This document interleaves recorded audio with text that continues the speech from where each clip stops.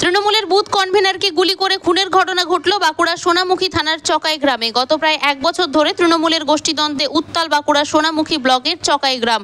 গত 2 মার্চ ওই গ্রামে তৃণমূলের 2 গোষ্ঠীর মধ্যে সংঘর্ষ, গুলিও চলে। সেই গুলিতে এক তৃণমূল নেতা আহত হন। সেই ঘটনার 6 মাস যেতে না যেতেই এবার গুলিতে খুন হলেন তৃণমূলের স্থানীয় বুথ কনভেনার। স্থানীয়ভাবে জানা গেছে, সোমবার রাত 9টা নাগাদ স্থানীয় পক্ষনা বাজার থেকে বাইকে চড়ে একা সেকেন্দার খান নামে একটি তৃণমূল নেতা চকাই গ্রামে নিজের বাড়িতে ফিরছিলেন। চকাই গ্রামে ঢোকার মুহূর্তে সেচখালের পাড়ে লক্ষ্য করে তাকে পরপর গুলি চালায় দুষ্কৃতীরা। সেকেন্দার খাঁ পিঠে ও মাথায় গুলি লাগলে বাইক থেকে ছিটকে পড়ে ঘটনাস্থলেই তার মৃত্যু হয়। সেই ঘটনায় এলাকায় সাময়িক উত্তেজনা ছড়িয়ে পড়ে। পরে পুলিশ এসে ঘটনাস্থলে পৌঁছে দেহ উদ্ধার করে সোনামুখী গ্রামীণ হাসপাতালে নিয়ে যায়। খবর পেয়ে রাতেই হাসপাতালে উপস্থিত হন তৃণমূলের বিষ্ণুপুর সাংগঠনিক জেলার সভাপতি সুব্রত দত্ত, সোনামুখীর পুরপ্রধান সন্তোষ মুখোপাধ্যায়, উপপুরপ্রধান সোমনাথ মুখোপাধ্যায় সহ তৃণমূল নেতারা। তৃণমূলের দাবি, 2026-এর বিধানসভা নির্বাচনে বিজেপির সোনামুখী বিধায়কের নিশ্চিত হার বুঝতে পেরে সিপিএম এর সঙ্গে হাত মিলিয়ে এই খুন করেছে। অভিযোগ উড়িয়ে বিজেপি বিধায়কের দাবি, এই খুনের সঙ্গে বিজেপির কোনো যোগ নেই। ভাগ বাটোয়ারা নিয়েই তৃণমূলের গোষ্ঠীদ্বন্দ্বের জেরেই এই খুন। আমার স্বামী তৃণমূল করতো, নাসিম বলতো না তোকে দুবারে তৃণমূল করতে, আমি এতদিন খেয়েছি আমি খাবো। ও বিজেপির লোক হয়েছে। আমার স্বামী 3 বছর ওকে ইয়েতে রেখেছে, তৃণমূলে রেখেছে, ওকে যুবক সভাপতি, বুথ সভাপতি হয়েছে। ও 4 বাজে না খেতে দেবে না। আমার স্বামী 1 টাকা পকেটে রাখে নাই। ও স্কুল লাগাতে টাঙ্কি করলো, মসজিদে সাবমার্সেল করলো, মসজিদে লাইট এনে দিল। ও কি করে না, গ্রামের ড্রেন করলো, গ্রামের তোমার রাস্তা করে দিল, পাথর দিচ্ছে। ও পকেটে 1 টাকা রাখে না। আমাদের ভবিষ্যৎ বলে কিছুই রাখে না। আমার স্বামী কিছুই করতে পারে না। আমি মজল মারা কেটে আমি শাস্তি চাই। ওর বিজেপির লোক, ও ছেলে ওর ফাঁসি চাই। আমি মারের বদল মার, আমরা পারবো না মারতে ওকে, আমরা এত খুনিকে লয়।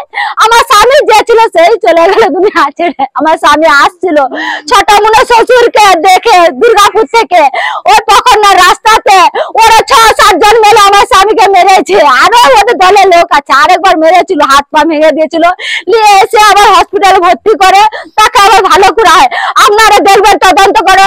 ও 5 বছরের আগে পদক নিয়ে সেটা করছিল, বলছে আমি বুথ সভাপতি, আমার স্বামী হচ্ছে বুথ সভাপতি। আপনার আমার ঘরে সব ডকুমেন্ট পাবে, ওর বাড়িতে কিছুই পাবেন না। ও একটা কি ঘটনা ঘটেছিল? আমরা বাড়িতেই ছিলাম, ঠিক আছে, এই খাবার জন্য হাত পা ধুচ্ছিলাম। তারপরে শুনলাম কি যে সায়ুমকে অ্যাক্সিডেন্ট করেছে। আমরা ভাবলাম যে অ্যাক্সিডেন্ট হয়ে গেছে, তার সায়ুম মানে আমার জামাইদা সিকেন্দার খান। যে আমি ছুটে সর্বপ্রথম আমি আর আমার দিদি কান্দাকাটি করে আসছিল যে অ্যাক্সিডেন্ট করে দিয়েছে। আমি বলি তাহলে ওই দুষ্কৃতীরা মেরে দিয়েছে। এরপর যে করে ওইখানে দেখি যে মানে পড়ে আছে উপুড় হয়ে, আর পিঠে একটা গুলি লেগেছে। আমরা তো গুলি ফুলি অত সম্বন্ধে জানি না। তারপর আবার দেখছি মাথার দিকেও মানে একটা বেরিয়েছে, মগজটা বেরিয়ে গেছে, এইদিকেও একটা মেরেছে, এইদিকেও মগজটা বেরিয়ে গেছে। দিয়ে আমি বলি তাহলে মারা গেছে, গুলি করে দিয়েছে, তাহলে মারা গেছে। এটা করবে আপনার টিএমসি তো করবে না, এটা করবে আপনার সিপিএম এর লোক আর বিজেপির লোক। কোথায় ঘটনাটা ঘটেছে? আমাদের গ্রাম থেকে ওই আপনার 1/2 কিলোমিটার থেকে একটু বেশি হবে কি 1/2 কিলোমিটার, পখন্নার রাস্তা। কারা গুলি করেছে বলে মনে করছে? নাম তো আমরা জানি না কারা গুলি করেছে, কিন্তু আসামি 2 জন অ্যারেস্ট হয়েছে। এবার প্রশাসন কি করছে সেটা দেখছি। এই ঘটনাটা কখন ঘটেছিল? এটা ঘটেছে আপনার ওই না এটা ঘটেছে আপনার 8টা, 8:30 থেকে 9টার মধ্যে। হ্যাঁ, 8:30 থেকে 9টার মধ্যে। মানে কোথায় গিয়েছিলেন, কি করছেন? উনি গিয়েছিলেন আপনার ওনার জামাইদার একটা শ্বশুর বাবা পড়েছিল। কোথায় গিয়েছিলেন? ওই দুর্গাপুর আইকো সিটি না কি ওই আর কি ক্যান্সারের মতন হয়ে গেছিল, তো সেটার জন্য উনি ছিল এখানে। এবারে প্রত্যেকদিন যাওয়া আসা করে, কখন না অসুবিধা হয় না। আজকে ওরা ওইটা তোক বেজেছে যে ও একা আছে, এর কখন না তো হয়তো কেউ ছিল লোক। দুর্গাপুর থেকে আসার সময় ঘটনা ঘটে? হ্যাঁ, দুর্গাপুর থেকে আসার সময় আমার ভাগনা ভাগ্নি আরো মানে ওনার ভাইয়ের বাচ্চা আছে, তাদের জন্য চকলেট বা আপনার ছিল কি বলে ম্যাগি, ডিম এসব নিয়েছিল। আমার ভাগ্নেটা ফোন করছে কোনো তরকারি নেই, তাহলে কিছু খাবার নিয়ে এসো।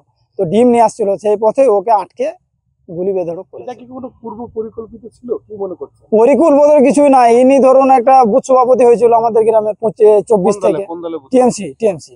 এবার আমাদের ওইখানে হয়তো 800, 850, 900 ভোট। তার মধ্যে ইনি ধরুন যতদিন আছে ততদিন ওইভাবে ভোটে জিতে যাচ্ছে। হ্যাঁ, একদম সক্রিয় তৃণমূল। এর বাবা, এর দাদু সবাই তৃণমূল করে গেছে। বিরোধীদের অভিযোগ গোষ্ঠীদ্বন্দ্ব, এটা কি বলবেন?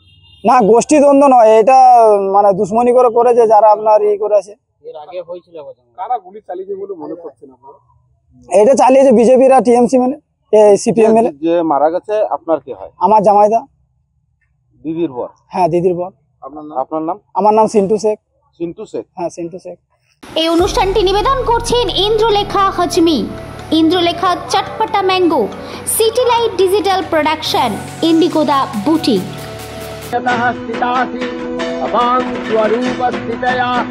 मधुकैटव विध्वंसी विधात्री वरदे नमः। হাতে মাত্র কয়েকটা দিন, আসছে বাঙালির সেরা উৎসব দুর্গাপুজো। প্রস্তুতি নিচ্ছি আমরা। আপনার পুজো প্রস্তুতি থেকে বিসর্জন তুলে ধরবো স্মাইল ইন্ডিয়া নিউজের পর্দায়। আসছে শারদ সম্মান 2025। শুরু হয়ে গিয়েছে আবেদন প্রক্রিয়া। বাছাই হবে সেরা সেরা, সেরা প্রতিমা, সেরা ভাবনা, সেরা মণ্ডপ, সেরা আলোকসজ্জা, সেরা আবহ। আমরা আসছি আপনাদের পাড়ায়, আপনাদের পূজা মণ্ডপে। স্মাইল ইন্ডিয়া নিউজ বাংলার শারদ সম্মানে অংশ নিতে সত্তর যোগাযোগ করুন 9323397506 এই নম্বরে।